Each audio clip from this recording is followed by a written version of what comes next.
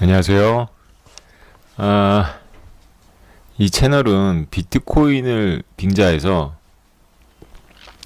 입문 교양 강좌를 하는 건지, 입문 교양 강좌를 하기 위해서 비트코인 얘기를 하는 건지, 비트코인 얘기를 위해서 입문 교양 강좌를 하게 되는 건지 잘 모르겠지만, 아무튼 그렇게 됐습니다. 그래서, 어차피 여러분들의 목적이 비트코인 투자에 성공하는 거라면, 장기적으로 이거를 가지고 계셔야 되잖아요. 그래서 장기적으로 투자에 성공하시려면 여러분들이 누가 뭐라 그래도 이것이 문명사적인 사건이라는 확신이 있어야 되거든요.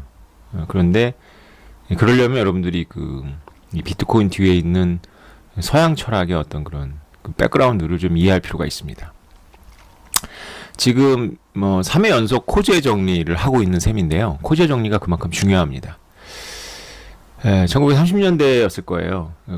또 로널드 코즈라는 분이 노벨 경제학상을 받은 건 2000년 다 돼서 받았을 거예요. 제 기억에 70살 넘게, 이분이 2017년도에 돌아가셨나. 그런데 노벨상은 죽은 사람한테는 안 줍니다. 그래서 받으려면 살아 있어야 되는데, 어떤 위대한 발명을 하고 바로 받는 경우는 이제 자연 계열에서는 좀 가능해요. 그게 객관적으로 명확하니까. 근데 이제 경제학이나 이런 데서는 그게 이제 동료들의 검토를 받으면서 시간의 테스트를 거쳐야 되거든요. 그런데 이 코즈한테 노벨 경제학상을 그렇게 늦게 준 이유를 잘 모르겠어요.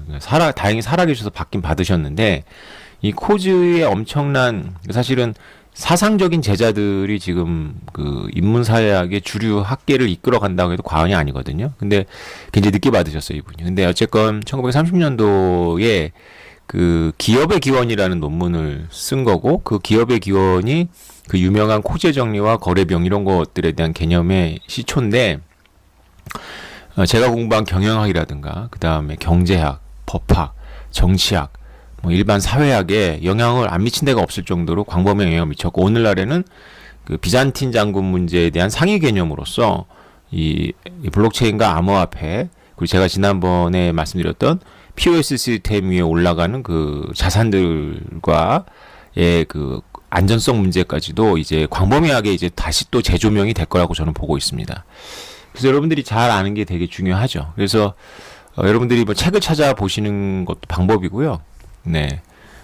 그리고 네이버나 이런 데도 설명이 잘 나와 있고, 개념이 그렇게 어렵지 않고 직관적으로도 이해가 됩니다. 워낙 많은 학자들이 인용하고 있기 때문에 여러분들도 이참에 저와 같이 공부해서 명확하게 알아두는 게 도움이 될 것 같습니다. 오늘은 좀 이제 개념을 발전시켜 볼까요?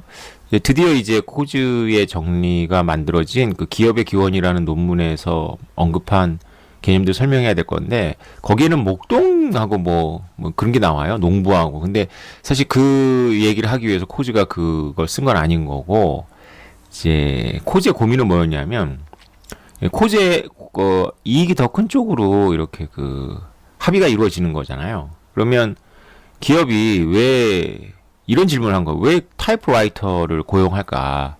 그러니까 지금은 모두가 이제 컴퓨터 시대니까 전부 타자기를 칠 수 있지만, 이 컴퓨터가 PC 시대가 오기 전까지만 해도 타자를 치는 기술은 아주 특별한 기술이었죠. 그래서 우리 옛날 영화 슈퍼맨 같은 거를 봐도 슈퍼맨의 평소 직업은 신문사에서 타자기를 치는 거였잖아요. 그죠? 굉장히 빨리 쳐가지고. 그러니까 타자기를 얼마나 빨리 치느냐가 하나의 기술이 될 정도로, 전문직 비슷하게 그런 기술이었죠. 근데 어떻게 보면 또 되게 단순한 노동이기도 하고요. 그런데 기계가 대체하지 못하니까 사람이 했는데,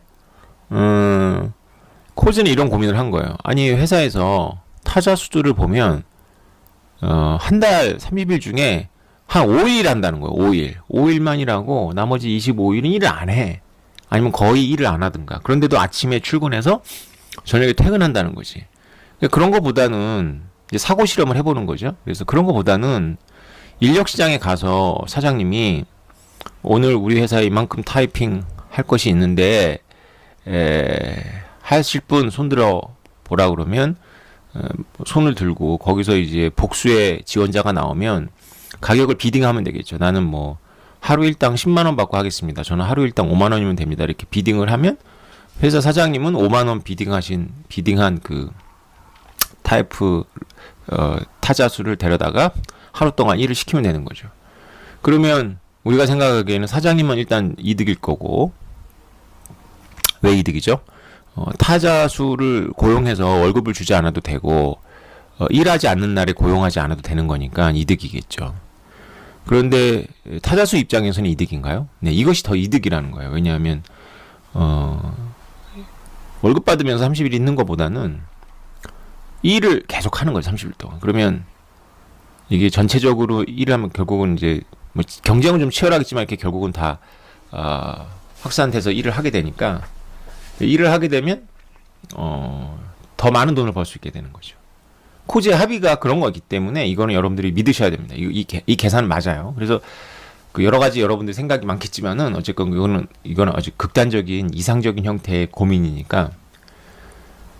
그러면 생각을 확장하면, 그러면 경비를 하는 수위도, 그 다음에 사장님 비서도, 그 다음에 그 당시에는 이제 운전기사가 있었으니까 회사에 운전기사도 모두 이런 식으로 하는 게 좋지 않냐라는 이제 그런 고민을 하는 거예요.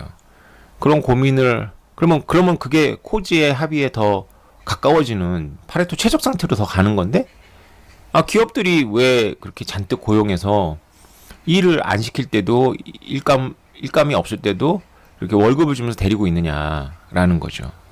물론 그렇게 하도록 되어 있는 사회적 제도나든가 법적 장치라든가 이런 게 쭉 있지만, 노동조합도 있고 있지만, 그런 걸 일단 이 사고 실험에서는 무시해 보는 거죠. 과연 그렇게 하는 것이 기업에게 이득인가라는 거죠. 그러면서 이제 컴퍼니라는 게 사람들이 모이는 거잖아요. 그래서 우리가 미국 회사 이름에는 누구누구와 컴퍼니, 서태지와 아이들처럼 누구누구와 컴퍼니라는 식의 이름이 많이 있죠. 회사 이름이. 그런 것처럼 회사라는 게 이렇게 사람들이 모이는 곳인데, 왜 모여서 일할까 하는 거예요. 이합 집산하지 않고 왜 모여서 일할까? 이것은 경영학에서 왜 기업 집단이라는 것이 생길까, 이렇게 사고가 확장이 되는 거거든요. 전문 기업이 있지 않고 여러 가지 일을 하는, 여러 가지 제품을 생산하는 그런 서플라이 체인의 여러 가지 구역을 담당하는 기업이 하나의 기업 집단을 이루거든요. 왜 이런 식으로 발전하게 되는가라는 생각까지도 연결이 됩니다. 왜 그럴까요? 이것이 그 거래 비용 때문에 그렇습니다. 그 일일이 사장님이 그 타자수들한테 나가서 비딩을 하고, 그리고 비딩에 성공해서 데리고 와가지고 일을 시키고, 일이 없을 때는 고용하지 않고 이러면 이득이지만, 매번 그렇게 하는데 비용이 들어가죠. 그게 마찰이 생기는 거죠. 그리고 상품이 그 퀄리티 컨트롤이라 그래가지고 제품의 질이 동일하지 않죠. 그래서 말하는 제품이라는 건 노동의 질을 말하는 거겠죠. 그래서 노동의 질이 동일하지 않으니까 어떤 식으로 발전했냐면은, 그렇게 처음에는 그렇게 인력 시장에 나가서 이렇게 하루씩 일이 있을 때마다 일주일씩 고용을 하다가, 지금 아웃소싱하는 개념이죠.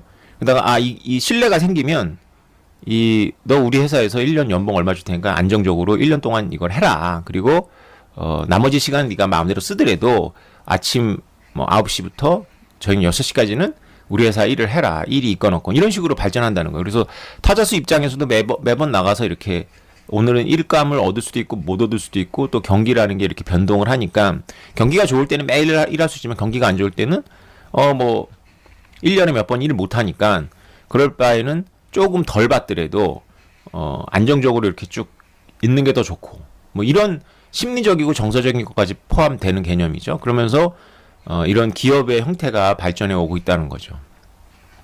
그래서 이렇게 천재인 코즈는 거래 비용에 대한 개념을 이렇게 크게 얘기한 거고, 그러니까 코즈의 합의고 쉽게 도달하지 못하는 이유는 거래 비용이 제로가 아니라는 거죠. 그래서 거래 비용이 있다. 그리고 이 거래 비용이 사실은 코즈는 그렇게 말하지 않은 것 같은데, 이 후학들에 의해서 이 거래 비용이 사실은 이 오늘날 문명을 이해하는 굉장히 그 포인트가 되는 거죠. 왜냐하면 거래 비용에는 정말 많은 것들이 포함이 되거든요. 그래서 정보라든가 이런 것들이 포함이 돼요. 그래서 우리가 경제학적으로, 우리가 이제 경제학을 조금 공부한 사람들이, 그러니까 대학교 2학년, 대학교 2학년 수준의 경제학을 공부한 사람들의 시선으로는 되게 이해가 안 되는 행동들이, 원래 대학교 2학년이라 그렇습니다. 자기네들이 굉장히 학문에 대단한 걸 한다고 생각하고 딱 책 한 권 읽은 사람이 무섭잖아요, 원래. 그래서 경제 언론 책 딱 읽고 나면 막 전 세상 모든 사람들이 전부 메모론과에 좌우되는 것 같고 전부 막 비합리적으로 행동하는 것처럼 보여요. 그걸 넘어서의 지혜가 있는데 경제학만이, 경제학 교과서에 나오는 것만이 이렇게 진리라고 생각하니까 오히려 이렇게 주객이 전도된 거죠. 경제학이라는 게 스승으로서 나타나가지고 사람들의 행동을 고쳐주고 교정하는 학문이 아니고 메타적인 관찰을 하는 학문이잖아요. 사람들이 어떤 행동을 보고 거기에서 어떤 이면의 어떤 원리를 발견하는 건데, 경제학을 딱 1, 2년 공부하고 나면 지금 비트코인에 대해서 부정적인 경제학자들 같은 그런 저차원적인 사고에 감옥에 갇혀버리는 거죠. 자기네들이 세상의 스승이 되는 거예요. 그래서 너의 행동은 그거 비합리적이야, 너 그렇게 행동하지 마, 이렇게 되는 거죠. 먼저 메타적 관찰을 하고 사람들이 한두 명도 아니고 계속 그렇게 관찰한다면 그 이면에도 어떤 경제적 합리성이라는 동기가 있을 거라고 간주해야 되는데, 이놈의 2학년들은 그냥 자기네들이 뭐 다 아는 거지, 그러면서 막 다 가르쳐 주려고 하고, 그게 이제 경제학만이 아니라 뭐 다른 학문도 마찬가지죠. 그래서 우리 눈에는 전부 이것이 그 사장의 행동과 타자수의 행동이 비합리적으로 보여요, 경제적으로는. 근데 그거를 코즈의 위대함은 코즈의 합의라는 걸 만들어냈기 때문에 위대한 것이 아니라, 코즈의 합의가 왜 안 이루어질 지는가라는 그 질문을 했다는 거예요. 사람들은 다 그냥 자연스럽게 사과가 떨어지는 건 원래 다 떨어지니까 이렇게 생각하지만, 뉴턴은 이것이 뭐 그냥 만들어낸 그 에피소드건 아니면 실제로 존재하건 간에 천재들은 그렇게 생각한다는 거죠. 왜 사과가 떨어지지? 이런 질문을 한다는 거잖아요. 그죠? 마찬가지로 코즈도 왜 모여서 일을 할까? 아무도 이런 질문 안 했단 말이죠. 그래서 왜 모여서 일을? 당연히 모여서 일을 하는 거라고 생각했는데, 모여서 일하지 않는 게 더 이득인데 왜 모여서 일을 하지? 라는 질문을 했단 말이죠. 그러니까 이런 게 진짜 이렇게 천재들의 사고 방식이거든요. 뭔가 비트코인이라는 가격이 이렇게 막 올라가고 말도 안 되는 것 같아 하는 게 있으면 왜 이러지라고 질문해야 되는데, 이놈의 경제학 전공자들은 교정해 드리려고 그러고 꼰대짓 하려고 그러고 지들이 가르치려 드리려고 그래요. 지들이 인터넷에 대해서 뭘 알아? 도대체 네트워크에 대해서 뭘 알아? 진짜 머리 아파. 예, 제가 당한 게 많아가지고 이렇게 경제학도들 얘기만 나오면 제가 이렇습니다. 도대체 자기네들이 뭘 알죠? 자기네들이. 아무튼, 그러니까, 천재들은 이렇게 고민을 한단 말이죠. 그러니까 경제학도 니네들도 좀 고민 좀 해봐. 왜 사람들이 이렇게 비트코인에 이렇게 비합리적인, 니네 말에 이렇게 비합리적이잖아. 이렇게 하잖아. 코치처럼 왜라고 질문한 다음에 거기서 어떤 합리성을 찾아봐. 말이 엇나갔는데요. 거래비용이라는 것이 그래서 작동하기 때문에 사람들은 경제학적으로 비합리적인 행동을 한단 말이에요. 얼핏 보기에는. 그렇죠? 예를 들면 대표적인 게 뭘까요? 자신의 실제 수요하고 무관하게 전혀 의사결정에 영향을 미치면 안 되는 것 같은데 경제적으로는 의사결정에 영향을 미치는 것들이 되게 많습니다. 그래서 예를 들어서 남이 사는 물건을 산다라든가 이런 것들. 그죠? 그러니까 뭐 명품 현상 같은 것들이 그렇잖아요. 그래서 우리는 남이 열망하는 것을 열망한다, 이렇게 이게 사실 순환논법이거든요. 명품 현상이 왜 뭐냐 물어보면 남이 열망하는 것을 열망하게 되어 있다, 인간은. 왜 그러는데 물어보면 그 다음부터는 그게 인간이니까 이렇게밖에 대답 못하죠. 사실은 왜 명품 현상이 나타나냐, 실제 사용 가치랑 무관하게 이렇게 많은 돈을 주고 사느냐, 왜 리미티드라 그러면 그렇게 열광하느냐라는 질문에는 왜 우리는 그렇게 기본적으로 컴페티티브하게 사고하는가, 왜 우리는 남이 열망하는 것을 열망할까, 이렇게 물어본 거랑 똑같은 질문이거든요. 근데 그거에 대해서 똑같이 풀어 쓰는 거는 이제 순환논법이죠. 사고가 한 단계도 전진을 못한 거죠. 왜 그럴까요? 그거 이제 그 후학들은 이제 정보, 신뢰, 신호 이런 것들이 전부 거래 비용 개념이 들어가는 거예요. 그래서 남이 본 영화를 보는 것이 자신의 시간을 아끼는 거죠. 그리고 남이 열망하는 것을 열망하는 것은 이제 그만큼 검증이 됐다라는 거죠. 그죠? 그래서 자기가 거기에 그 정보를 파악하는데 비용을 덜 써도 되는 거죠.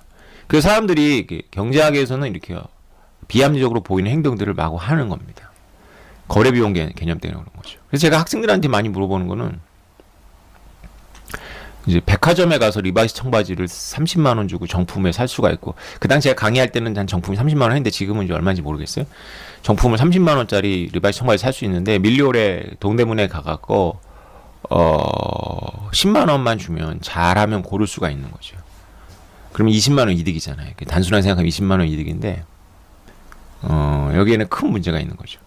우리가 백화점에 가서 물건을 사는 게 더 싸게 사는 걸 수도 있어요. 그러니까 백화점 가서 물건을 사는 게 뽀대가 난다 그러면 사람들이 이해를 하는데, 백화점에 가서 물건을 사는 것이 더 싸게 사는 걸 수 있다라고 할 때 여러 가지 의미가 있지만 이 명제는 진실이거든요.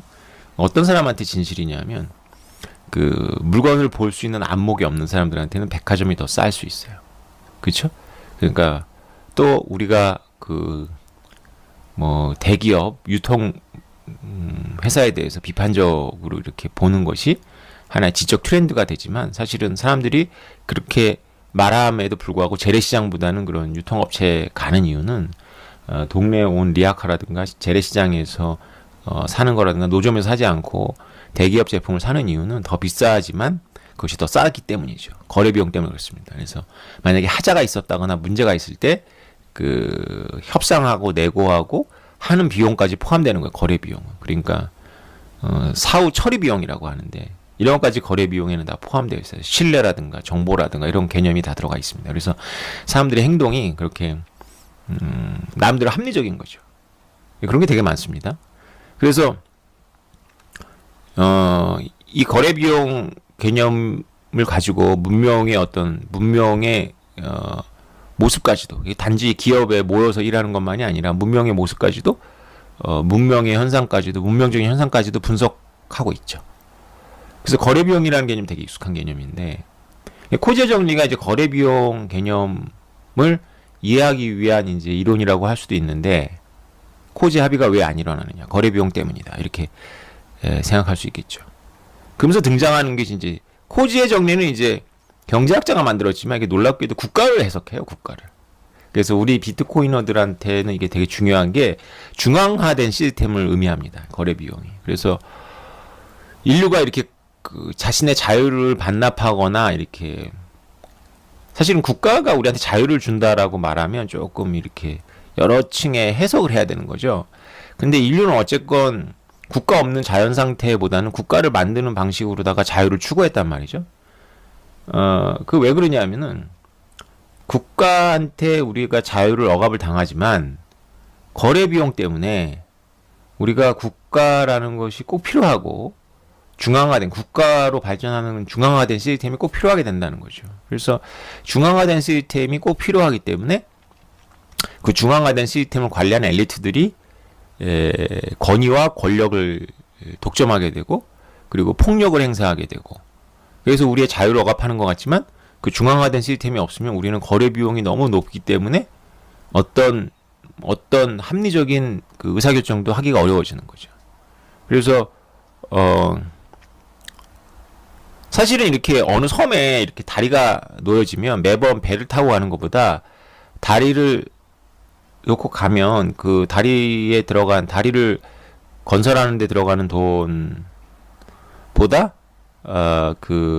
한계 비용은 더 싸게 제공하니까 섬 사람들이라든가 그 섬하고 거래하는 육지 사람들이 더 싸게 이용할 수 있으면서, 그리고 건설비도 나중에 시간이 한 20년 지나면 그 다리 통행료를 통해 가지고 건설비도 다 뽑을 수 있다면, 다리가 만들어지는 게, 자연스럽게 다리가 만들어지는 게 이게 코지의 합의고, 이것이 자연스럽거든요. 근데 자연 상태에서는 아무리 시장이 합리적이라고 하더라도 이게 안 만들어질 가능성이 되게 높아요. 왜 그러냐면 어느 기업이 돈을 모아가지고 이런 계획을 세워서 다리를 만들었는데, 그 다리를 만들기 전에는 섬 사람들이나 사람들이 아니 날씨가 안 좋아도 배는 못 가고, 그다음 배로 가면 시간도 오래 걸리고 자동차로 왔다 갔다 하지 못하니까 배 한 번 탈 때마다 2,000원, 1,000원씩 내야 되고 내는데, 다리를 이용해서 내가 통행료 500원 내면 나도 이득이다, 이렇게 생각을 했었는데, 일단 다리가 만들어지면 이제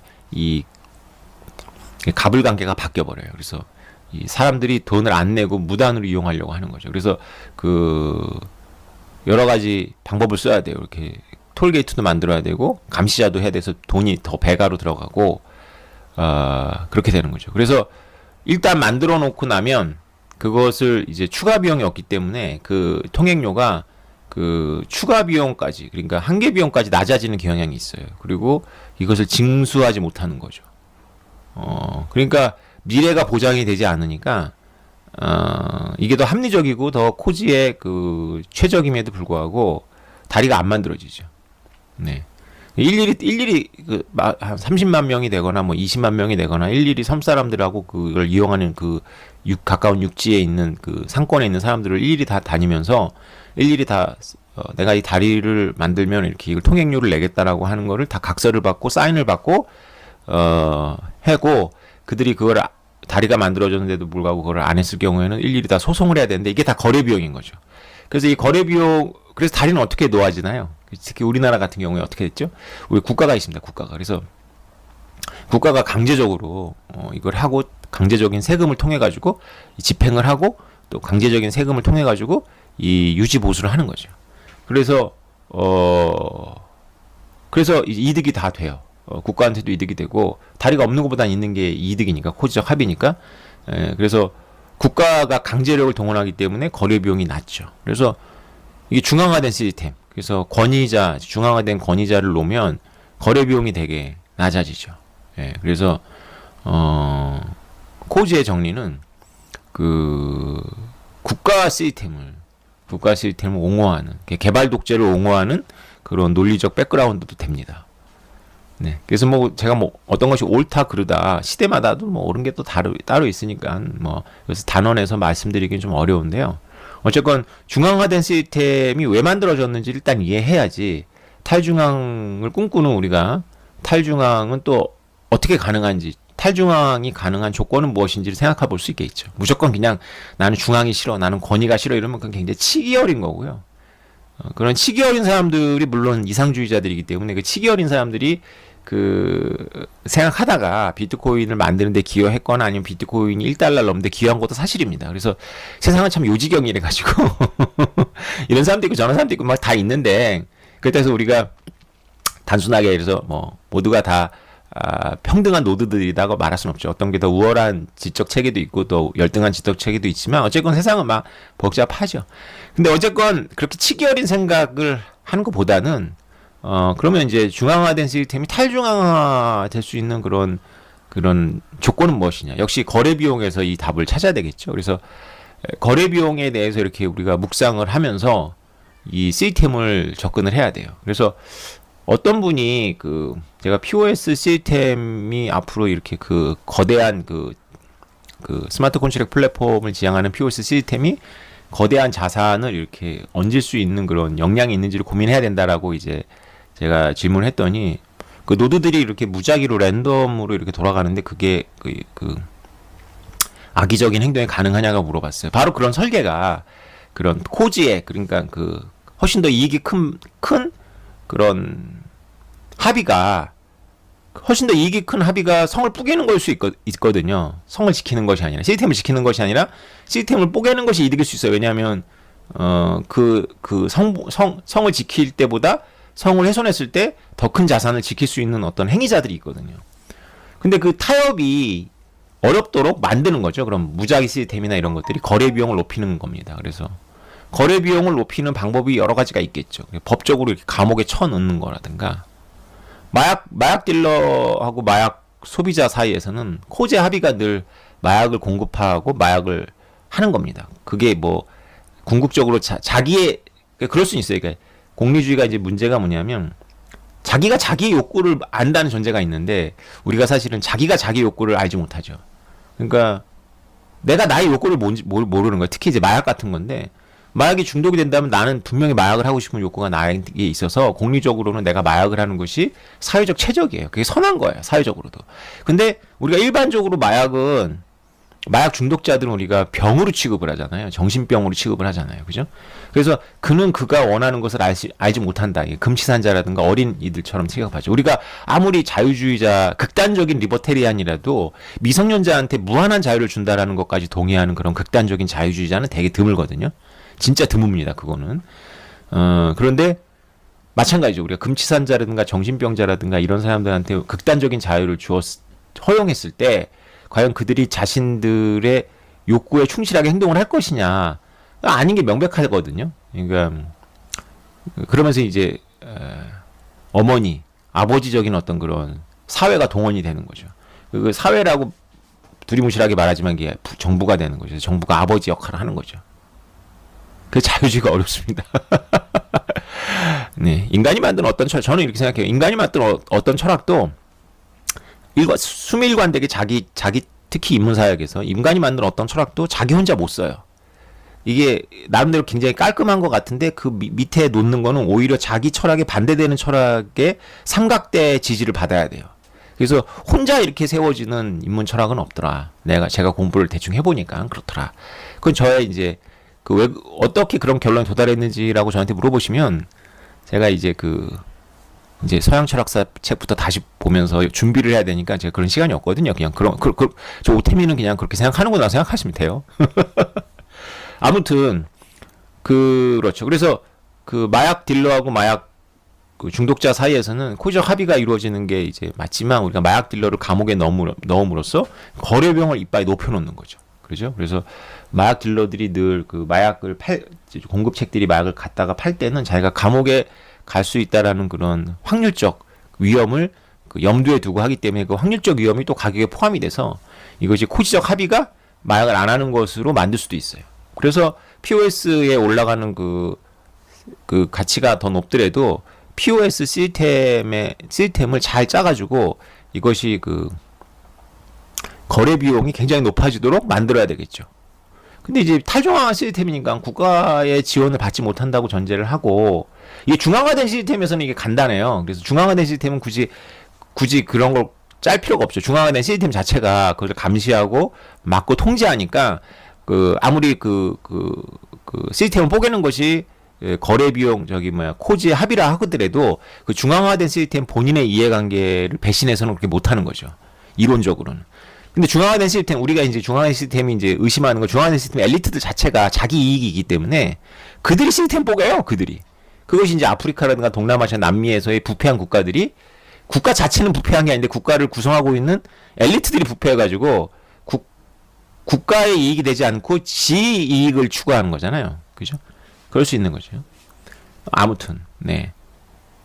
얘기가 이렇게 막 산만하게 번져가서 여러분 정신없었겠지만, 한마디로 말해서 그러니까, 코지적 합의가 이루어지지 않도록 거래 비용을 설계하면 되는데, 그것이 이제 그 중에 방법 중에 하나도 이제 무작위인데, 이게 무작위가 그냥, 스테이킹을 1하거나, 스테이킹을 10한 동일한 확률로 무작위가 되는 것이 아니라, 어쨌건 시스템을 짜다 보면, 스테이킹한 네이티브 코인이 많은 사람한테 많은 플레이어한테 더 많은 무작위가 돌아가도록 짤 수밖에 없고 그렇게 반대를 해버리면 이게 반대 인센티브가 걸려버려가지고 시스템이 성장을 또 못해요. 그래서 그렇게 돼버리면 어마어마한 그런 자산을 관리하는 그런 이해 당사자들은 표적들을 알 수 있어요. 그래서 그 표적의 몇 군데를 이렇게 평소에 이렇게 컴프로마이즈를 해놓으면 결정적일 때 써먹을 수가 있는 거죠. 결정적일 때. 예, 여러분들이 그건 생각해 보세요. 그래서 이게 기본적으로 압력이기 때문에 코지적 합의라는 건 합의가 엄청난 압력을 작용하기 때문에 거래 비용을 설계하기 나름에 따라 다르지만 거래 비용도 결국은 다 비용으로 환원돼서 생각이 되기 때문에 그거를 초월한 어떤 그런 가치가 있다면 이걸 다 깨버리는 거죠. 예. 그래서 이제 비탈릭의 제가 지난번 칼럼을 자세히 읽어보시면 2014년도에는 비탈릭 부테린이 와가지고 싸구려 코인을 굉장히 강조했거든요. 10코인 막 그랬어요. 비트코인 안 된다 이거지. 가격이 계속 올라가서 쓸 수 없다. 그래서 저는 그 당시에 얘가 무슨 생각을 하는 건지 이랬는데 나중에 봤더니 그게 이제 가스비가 높아지기 때문에 안 된다는 거죠. 그러니까 가스비가 높아지면 이제 지금 이더리움이 이제 생기는 문제들이 생기잖아요. 근데 마침 이제 이더리움의 자산이 많이 올라갔을 때 이 결국은 희소성을 부여하잖아요. 여러분이 생각해 보세요. 그러니까 비탈릭 부테린은 알고 있었던 거예요. 그 천재이기 때문에 19살 때도 이게 수수료는 싸야 되기 때문에 네이트코인이 계속 가격이 올라가는 비트코인 같은 시스템은 안 돼서 무한 생산 시스템으로 갔는데 자기네들이 POS를 이제 바꾸고 단계적으로 가는데 얘네들 생각해 봤을 때 이제 전부 이제 다 코스닥도 나스닥도 올라올 수 있을 것 같아요. 우리 이더리움이. 그러려면 어떻게 돼? 네이티브 가격을 올려놔야 돼요. 문턱을. 그렇지 않으면 이게 브릿지 돼 버리거든. 그러니까 수수료를 생각하면 네이트 코인 가격이 낮아야 되는데 거대한 자산을 담으려면 이 자체가 근거가 튼튼해야 되니까 가격이 올라가야 돼. 이 두 가지 모순되어 보이는 토끼를 잡아야 되는 거예요. 이게 비탈릭 머릿속에 있는 거예요. 그래서 이더리움은 앞으로 계속 방황을 할 수밖에 없어요.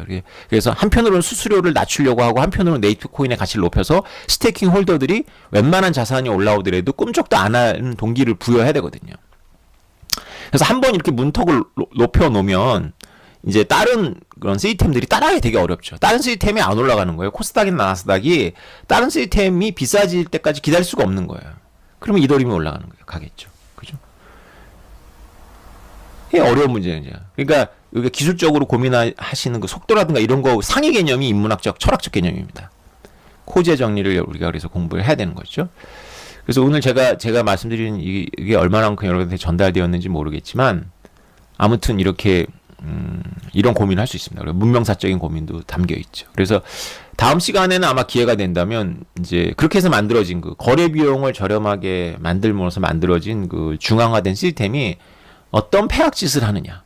그래서 도대체 어떤 폐악짓을 하기 때문에 우리는 또 탈중앙을 또 꿈꾸느냐. 인간은 되게 모순되죠. 예.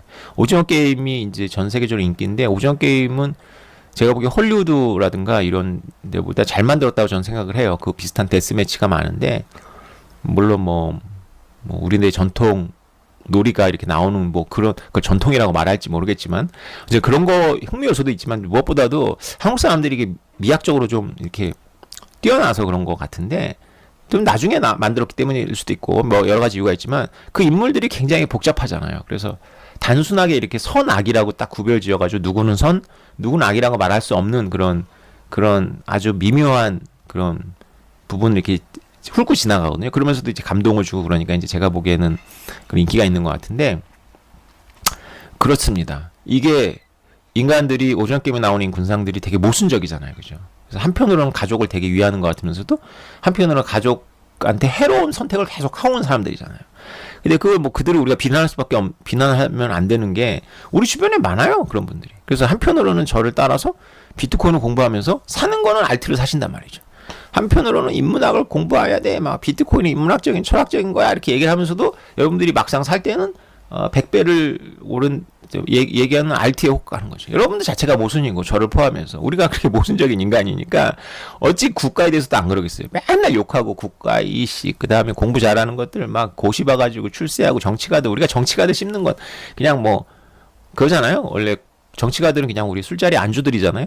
정치가 씹는데 또 막상 이렇게 팬데믹이 오거나 그러면 뭐 정부는 뭐하냐, 정부는 우리한테 왜 이걸 안 해주냐, 정부가 해라 막 이렇게 얘기하는 거죠. 그래서 최후의 비빌 언덕도 정부고 우리가 맨날 씹는 것도 정부고 우리 되게 정부에 대해서 우리가 얼마나 모순적인 사고체계를 갖고 있어요. 그죠? 이거는 어떤 자기가 무슨 주의자라 그래가지고 혹은 공산주의자, 난 자유주의자, 나는 뭐 민주주의자 이렇게 일관된 철학을 자기가 지향한다 하더라도 그들도 엄청나게 모순적인 행동을 합니다.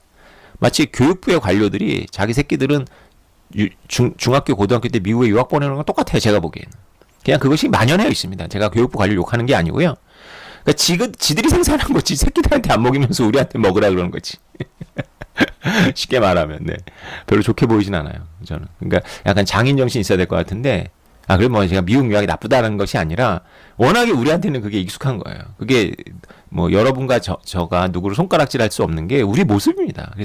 그래서 한국인들이 그런 오징어 게임 같은 그런 아주 미묘하고 미묘한 작품을 그렇게 비슷한 소재를 가지고도 만든 게 많은데 되게 유치해요. 저는 뭐 오징어 게임의 원형이 됐던 그 카이지하고 그다음에 라이엇 게임 일본 만화를 다 봤습니다. 옛날에 지금 본 게 아니고 그리고 뭐 헝거 게임도 들어가 있고 그랬잖아요. 그래서 또 우리나라 100만 불인가라는 그 뭐 10억인가라는 영화가 있어요. 10년 전에 나왔던 영화인데 뭐 호주 섬에다 처박아 놓고 비슷한 데스매치 하는 것도 있고 그런데 하여튼 오징어 게임이 뭔가 잘 만들어져요. 딱 보고 이게 되게 히트치겠다 생각이 딱 들던데 그 인간에 대해서 되게 미묘해. 우리 모습을 투영한 거. 우리 굉장히 미묘하잖아요. 그죠?